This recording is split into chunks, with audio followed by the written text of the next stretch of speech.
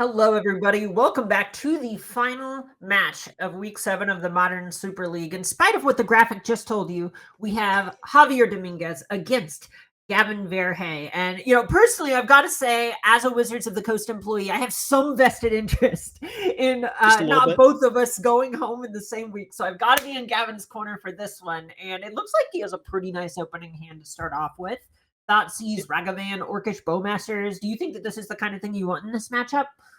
It's it's kind of tough. Without the Ragavan, I think this hand would be a little suspect. But because you can go turn 1 Ragavan, turn 2, ideally probably Thoughtseize Bowmaster, I think this is close. But with a matchup like this, and from the Rakdos side of things, you tend to want to mulligan a little bit more aggressively. Like specifically, if you want, you kind of want the turn 1 Evoke Creature plus Not Dead after all.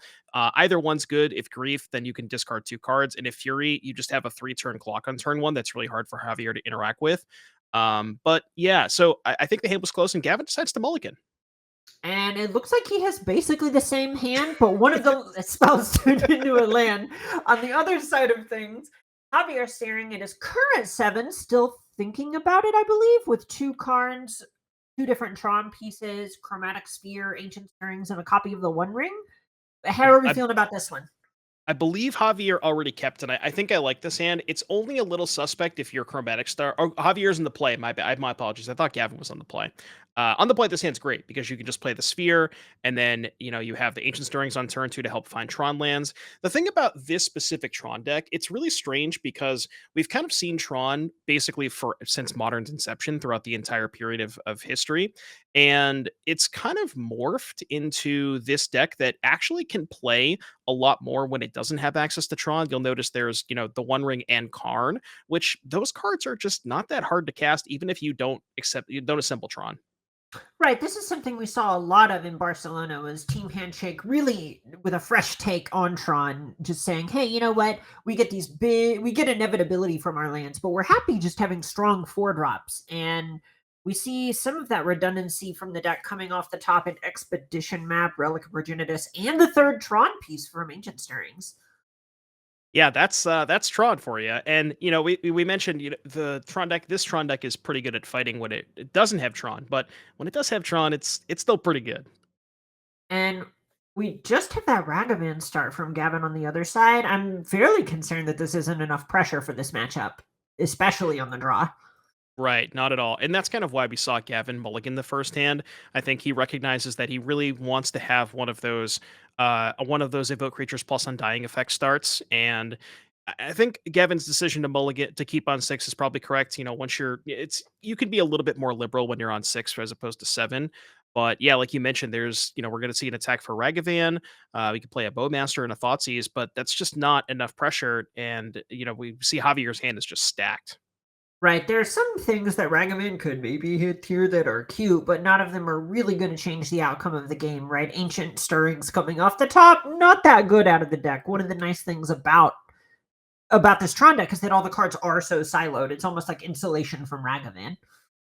Yeah, the best thing that Javier could probably hit next turn would be a copy of Karn, because that would also shut off that would shut off Javier's artifacts. So Oh, you sure. could shut off the One Ring, Expedition Map, stuff like that. And Gavin, when casting the Thoughtseize, was really hoping that Javier only had one payoff. Unfortunately, Javier's got 3 of them, so the Thoughtseize not doing a lot here. Yeah, this is really tough. There's a point where if it were a bunch of copies of the One Ring, there is this Orcish Bowmasters, which could theoretically check it a little bit, maybe give you some more pressure. But as it stands, 2 copies of Karn the Great Creator, really, really going to be tough to fight through. Yeah, I'm just gonna pull up Javier's deck list here just to get a 100% certainty on what we can go ahead and search for with Karn.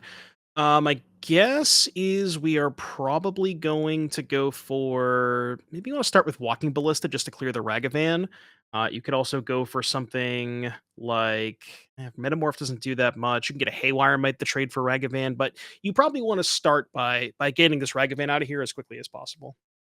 Sure, that makes a lot of sense. Like on the other side of things, you do see maybe you take a Karn, then if Javier plays a Karn and just gets something like a Liquid Metal Coating, then all of a sudden Bowmasters plus Ragavan can team up and take down the Karn, and then Javier's not actually in a good spot. So figuring out what you want this Karn to be taking is so important here. Yeah, my guess is the Thoughtseize is likely to take the Karn because, like you said, you can just team up the Ragavan plus the Bowmaster to try and combat the other one. And it is kind of nice for Gavin that he has a copy of Not Dead After All in hand because if, say, Javier does go with the line of Karn get Ballista to kill the Ragavan, you can just Not Dead After All the Ragavan and keep it in play. Oh, that would be huge. So he actually goes for a copy of the One Ring. That's kind of interesting. It's also interesting because you have the Bowmaster in hand. Like, say, if Javier goes for Ring instead of Karn, I think you're pretty happy with that because of the presence of Bowmaster. But maybe Gavin's also thinking that he doesn't want Javier to have that one turn of protection because that means one less Ragavan hit. Right, I almost could see a spot where Gavin's thinking might just be something to the effect of, well, I have Bowmasters, I have Ragavan, I have Not Dead After All, with to even pair with Bowmasters if things go a little weird. So I can pressure Karns, I can kill Planeswalkers. I will never be able to check the One Ring. Yeah, that's fair. So now, if you're in Javier's position, because Gavin left you with the second card, you can kind of be a little bit more liberal with the first one. You can just freely minus it for whatever. So I'm curious as to what he's going to get here. Again, I think it's probably Ballista because then you could even, if you assume that Gavin does have a Bowmaster here, you could even block and then sack to kill whatever is not blocked. Yeah, it's funny, right? Karn turning off this treasure almost means that Gavin can't go shields down for this Bowmasters on the instep. So it's actually providing extra insulation on Gavin's side, even though it looks like it's turning off the treasure. Oh, Gavin didn't play the Bowmaster in response. I wonder if that was intentional. I wonder if he wanted to still deploy that. I guess it's kind of tough either way because you wanted the Bowmaster to be able to ping the Karn. So kind of, stuck between a rock and a hard place at that point. Yeah, and there's also a degree where if Javier goes to minus again with the Karn, then you do just get to pick it off with the Bowmasters. Obviously, Karn has gotten another card, so it's not like you feel great about that exchange, but Yeah. you're gonna have to. It feels like the only way out is through all of these. Yeah, you got to fight through them at some point. So, like you said, you just need to, you got to, Kevin's going to, or Javier's going to get a lot of cards out of these, but you definitely have to fight through them. So, we're going to see an attack here from Ragavan, I believe.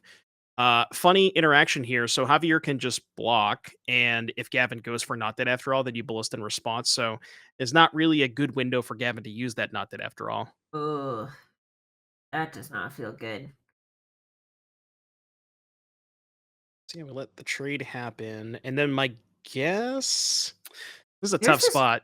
yeah, it's a Dolly Voidwalker that came off the top for Gavin. I don't think we could have cast a pre-combat, but maybe it would have been okay. Oh no, because you don't want the Walking Ballista to go to exile, because then Karn can rebuy it. Wow. Right. Yep. Oh my gosh, that's so weird. I know. Usually in spots like this, you would want the card exile, but with Karn specifically, yeah, you don't want that going back to exile. Yeah, it was You so don't. awkward when Javi and I played. I forced him negation to ring, and he was able to buy it back with a card. It's like, get me out of here. Yeah. Ooh. It. Ooh. Ooh. That's an Ulamog. We only got 9 mana, but we'll have 10 next turn. We can crack Just the give it a map second. for. This never happens. Crack the map for a tower. But looking at the sideboard, I mean, Javier has basically access to approximately infinite mana. But with Ballista gone, what's our next best targets? We have a Cityscape Leveler, and my guess is we're probably going to go for a Sundering Titan, Carmen. Sundering Titan's interesting. Is there a world where you activate Relic, target yourself just to put the Ballista in exile? Well, there is we now live in this world. Oh, what There a you go. world! What a world to live in. Yeah. I didn't even think about that. That's a crazy Oh, line. I like yeah. that. I mean, it's berserk. Some of the stuff Relic can do here, right? I mean, obviously, it's kind of been a staple in modern, longer than modern has existed. It feels like, but wow, this is Ballista on 4 is huge, literally. Yeah, very, very heads up play, and it's also gross because Javier has 1 mana floating, and you would want to not it after all the Voidwalker, but with 1 mana floating, we could pop that relic, so that is not even Oh, on the table. oh my gosh, Things went from it's bad so to brutal. worse. Oh yeah, and just like you said, doing it with the mana still available in the pool is just playing around not dead after all. That's oh wow. This has Yep. just been, it feels like the most awkward game possible at almost every interaction point for the side of Gavin. Yeah, exactly. Even like even with the draw steps, like if the Voidwalker was a turn early, you could have gone Voidwalker into Thoughtseize and then Voidwalker at Javier's Karn after the fact, and then the Oh. turn he drew the Knot did after all was like a turn too late. It's just like you said, really, really awkward draw steps here for Gavin. And if things lined up differently, we could see a we could see a Karn on Gavin's side of things. And this is kind of what's so cool about Modern, right? We were coming into this going, I don't know, Evoke's pretty good, especially in this matchup. Even Javier at the Pro Tour with basically this list was that team was really afraid of playing against Evoke, and Evoke ended up beating Tron all the way to the top 8 to win the whole event. But this is just what can happen sometimes. That's what's so cool is you can have these upsets. Yeah, I think if Rakdos is firing on all cylinders, if they have the top 10% of their draws with the turn one evoke creature, I think it's really difficult for Tron. But it's really hard to fight this kind of access against Tron because when the Rakdos deck doesn't have a turn Oh, one evoke creature, there's not a lot of pressure. okay, but how about Kolaghan's command off the top? That answers the Ballista and the Karn, which we know there's more coming, but if there's any game left to be had, this has to be the path there. Yeah. No, that was definitely a good draw step. Gavin does know about the second card too, so you get it, it's a little awkward there. But yeah, you start by killing. I guess you can go kill the Karn, kill the Ballista, then play your land and the treasures online to be able to play the Bowmaster. So that is a good start here for Gavin. But we know that the Ulamog is gonna clean things up pretty quickly. Ulamog's pretty hungry. Oh, okay, but yeah, I wonder if that means you shock Ballista, shatter the map, and then oh no, because then you can't do the treasure at the end. Ugh, Yeah, you got to kill the Karn. this is so. You could lead on Bowmaster and shoot down Karn, and then you trade it all out. God, this is all Yeah, then just it's bad. It's bad all the way down. Yeah, because if you do that, then the ballista just gets to clean up the bowmaster. So, if anything, you almost certainly have to call against command first. And Gavin doesn't know about the Ulamog. We're obviously working with perfect information. So, from Gavin's side of things, it doesn't look that bad. You're like, I'm going to kill the ballista, kill the Karn, play this bowmaster. Everything's kind of chilling. We can bowmaster to pressure the other Karn. And then Javier's like, no, no, no, no, no. I have something a little bit better. Not to worry. I have a Karn and his dear friend Wormcoil Engine. Yeah, I mean, honestly, Javier could just do that too. But you got to go for the Ulamog here. Yeah. Oh yeah, of course. Yeah. Anybody's game. So, now, I will say, sometimes Rakdos decks do have copies of Shieldred's Edict. I believe that card is not present in Gavin's deck list. Yeah, no copies of Shieldred's Edict, so this Ulamog is here to stay. And that's the game. There we go. All right, so looking over to the sideboards, Gavin cannot get these Blood Moons in fast enough, but what else do you think he's supposed to be bringing in here? Well, he missed the third Blood Moon. I hope I hope we pick up on that. But past the Blood Moons, looking at the sideboard, we got a couple of Chalices. Don't really like those. Explosives, not really. Hidetsugu consumes all. Croxa could be okay, but it's kind of slow. Two Pithing Needles, definitely slam dunks. Good against Ring, good against Karn. But now looking at it again, I wonder if you could actually talk me into the Chalices on the play specifically, because they do shut off Star, Sphere, Map, and Stirrings, and even Relic too. So maybe on the play, I could see Chalices. Yeah, I'm a bit worried about going down the Chalice route when you have 14 one-drops and like Yeah, Thoughtseize is one of your better cards, but I could see it. I yeah, like you would that have. the third Blood Moon came in. That was something that you called out before. I mean, it just really speaks to how important pressure is, right? That last game we saw Thoughtseize with a couple of pretty good cards, but it just wasn't close to enough.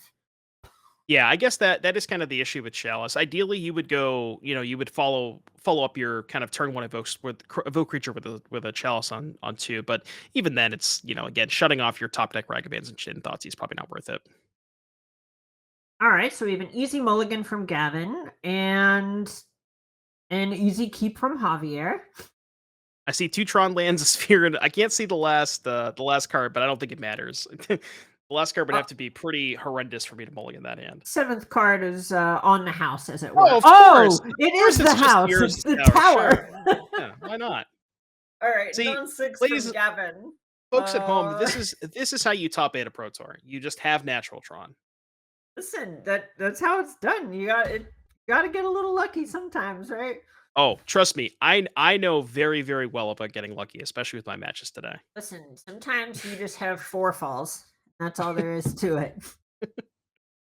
All right, Crashing Gavin five decides to balls. keep has Ragavan on the play and has Thoughtseize, Fable, Land Shieldred on the back burner for now. Javier with the kind of usual opener Tower Sphere. I gotta tell you, Carmen, when Gavin casts this Thoughtseize, he's not gonna be very happy. If he even Oh, casts Thoughtseize this this turn, you might is want to the go for Fable. real come on kind of Yeah, moment.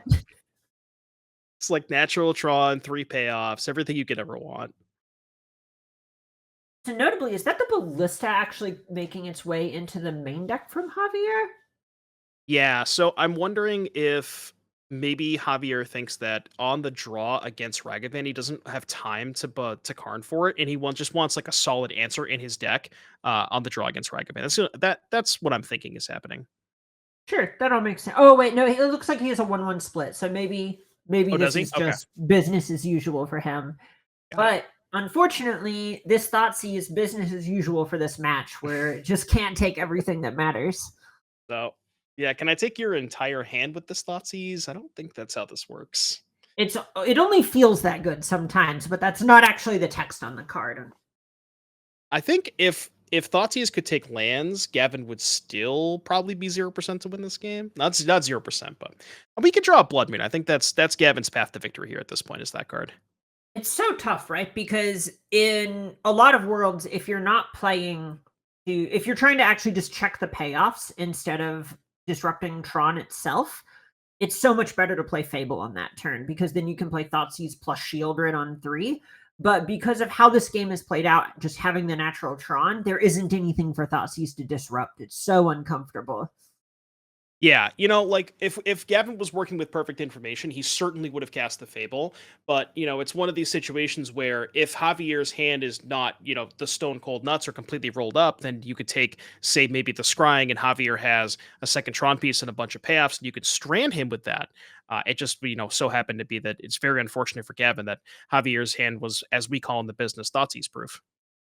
Yeah, it's just so interesting in a lot of ways. Having whenever you play this sort of evoke deck, should you be valuing disruption versus should you be valuing pressure, and how all of that is constantly at war whenever you're playing any turn.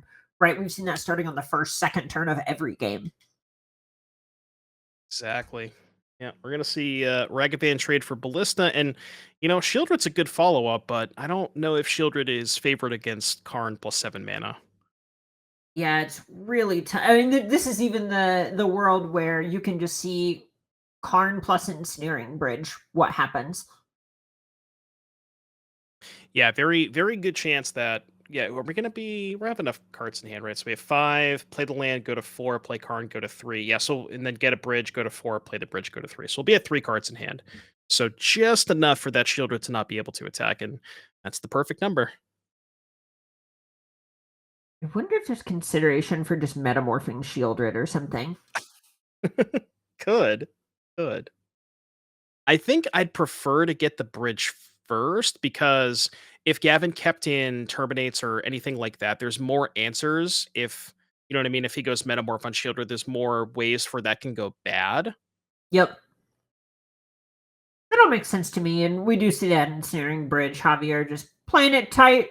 Whole events on the line at this point, right? He's one game between him and making it to that next pod and joining you there to play for really just winning this whole thing. All right. Absolutely. Fable, pass. Shieldred, trigger. Ursa Saga, drawn. So now with 8 mana, we can go for Sundering Titan or we can go for Cityscape Leveler. We could also still go for Metamorph, but if you're going to kill the Shieldred, or if you're going to answer the Shieldred, it's probably better to get Cityscape Leveler. That would be my guess as to what Javier's looking for. Yeah, that makes a lot of sense to me. At this point, it just really feels like he's just trying to tighten the noose, and there it is, the Cityscape Leveler, just like you said, blowing up Shieldred, giving a Power Stone. Really just a normal exchange. Yeah, and now let's take a look. I want to pull up Gavin's deck list to do a Mulligan's command count. We I think it have was one or two. two. Yeah, 2 in the main and none in the board. So, and we haven't cast one this game. So we aren't drawing life to that card specifically, but past that, I don't see another way to answer this bridge on the battlefield. So that's really the only thing that Gavin's looking for here. Yeah, this is really awkward. At this point, it felt like he just really needed something in the vein of Pithing Needle, but even that doesn't get around this Beseju in Javier's hand. Yeah, and then the other It always feels bad when your opponent has an ensnaring bridge and a cityscape leveler or an Ulamog or Yep. something, and you Yeah, I just was have to gonna think, mention that, yeah. please just stay there. Please Yeah. just Yeah, because then it's, what is Gavin's plan after he kills the bridge? Just die to a cityscape leveler? So it's kind of the situation where there's no way out at this point, it feels like. Nonetheless, Gavin perseveres. We see Undying Evil with Grief taking the Sylvan Scrying out of Javier's hand, leaving him with just Beseju and Urza's Saga. Weird sentence. Oh. And the One Ring off the top. Perfect. What were you saying again, Carmen? Listen, why would I not put the good cards in my deck if I did not Yeah. want to draw them? That is a good point. That one, I would classify that as a good card. I think the one card, if you will. All right, and the one card ticks up to destroy the Power Stone token. One Ring comes down, draws another piece of Tron. The only thing that Javier has to be a little bit cognizant of is the amount of cards in hand with Ring, because there can be some awkward situations with Ring plus Bridge, so you don't want to go too deep on the Ring. But yeah, that shouldn't be too difficult. Oh wow, Croaks off the top for Gavin feels like it is so close to doing something. I mean, it does Yeah. 3, but something more substantial than that. So we're gonna pop the sphere in response. And then I guess Javier, yeah, just wanted to get full information as to what we wanted to discard first. Probably still just dump the power plant. I would believe Don't a really lot need of that. things here. I would even just believe not wanting to randomly die to your own copy of the ring and just discard this Oblivion Stone to gain 3 life, as weird as that is. Yeah, that's a good point because you don't really need the Oblivion Stone. Like, you don't even want to pop it here. You don't want to kill the Karn or the bridge. So, yeah, if your plan is to not sacrifice it, that would make sense. Yeah. Maybe we just see him start putting what are they called? Omen counters or something? Fate Oh, counters fate counters. on Yeah, your own stuff. the That's fate counter type of day. Listen, the long way around on killing the ensnaring bridge.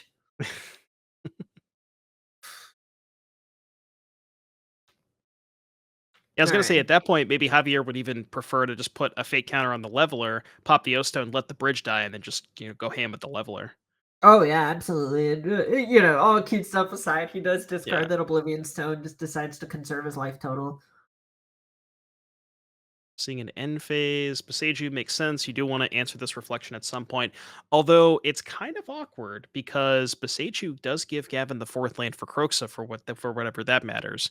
Now, granted, the Kroxa still can't attack, Oh, but it's a little bit of chip damage here, damage from the ring, damage from Kroxa. It adds up. right, and that's pretty interesting. With the way we saw him prioritize discarding that Oblivion Stone to gain some life, he's got to have that on his radar. We saw the hesitation. What if we're gonna just see Karn have to minus and get Relic or something? That would be. Can that be right? Well, I'm almost at a point. Okay, with the Oh, second well, never Karn, mind. Karn off the top. We're fine. Everything's fine. This you're was gonna think this is calculated.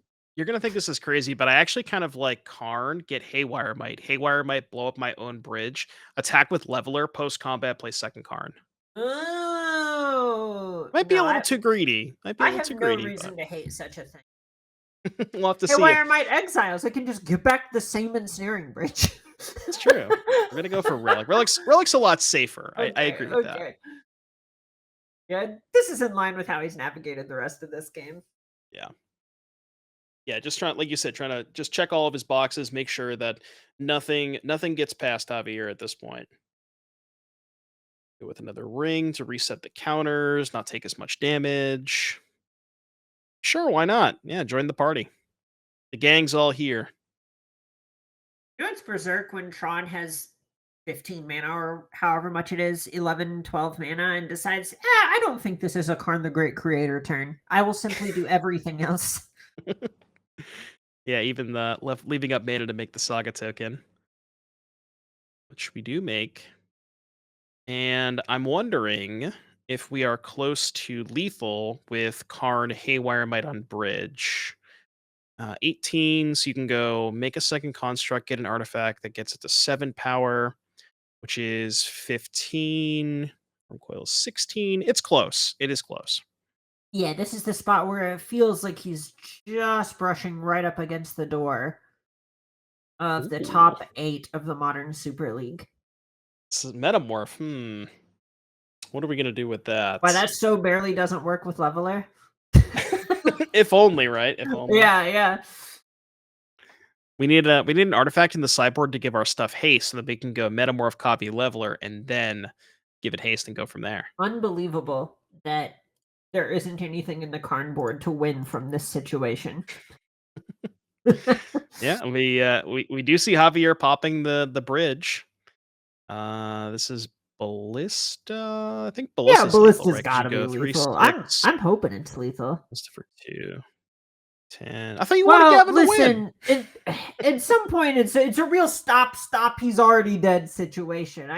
That's my guy, Sure, you know what I'm sure. saying? But yeah, there it is. We see All right, he's Javier giving up. He's advance tapping out. to the top 8 of the modern Super League.